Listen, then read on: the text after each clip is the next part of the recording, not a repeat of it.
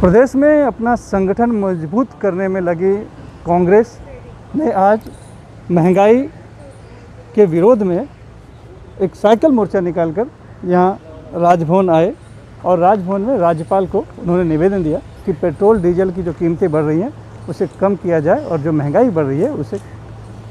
भी नियंत्रण में लाया जाए। मोर्चे का नेतृत्व प्रदेश अध्यक्ष नाना पटोले ने किया। सभी बड़े प्रदेश के नेताओं को, मंत्रियों को बुलाया गया था, लेकिन मुंबई में रह के भी कुछ ऐसे नेता जैसे कि विजय वडेट्टीवार का नाम आ रहा है, वो इस मोर्चे में शामिल नहीं हुए। पता चला कि उनकी तरफ से बताया गया कि उनको सूचना ही नहीं थी। यानी प्रदेश कांग्रेस अपना संगठन मजबूत करने में तो लगी है, लेकिन नेताओं में ही कहीं न कहीं एकता नहीं दिखाई पड़ रही है। और नाना पटोले जिस तरह से बड़बोलेपन होकर बयान देते हैं, उसको लेकर भी कहीं न कहीं अंदर ही प्रदेश कांग्रेस के नेताओं में उनके प्रति नाराज़गी रहती है। ऐसे में चुनौती है कांग्रेस के लिए खुद ही कि कैसे संगठन मजबूत होगा। दूसरी बात, यहाँ पर आकर बात करते समय नाना पटोले ने इस बात को माना कि हाँ, शरद पवार जो हैं इस महाविकास आघाड़ी के रिमोट कंट्रोल हैं।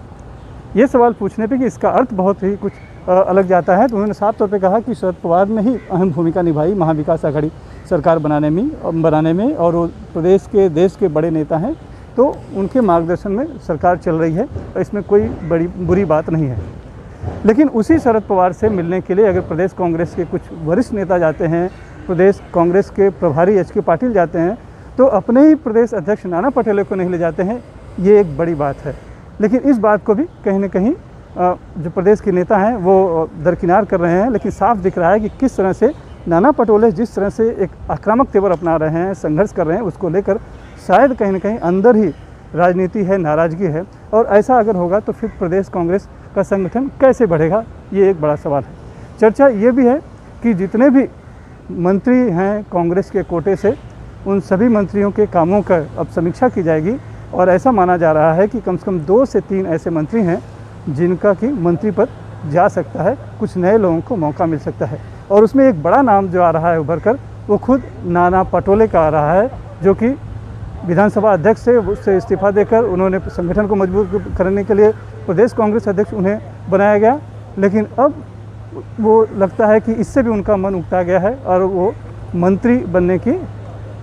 कोशिश में लगे हुए हैं और समीक्षा जब होगी तब शायद इनका नाम आगे लिया जाएगा।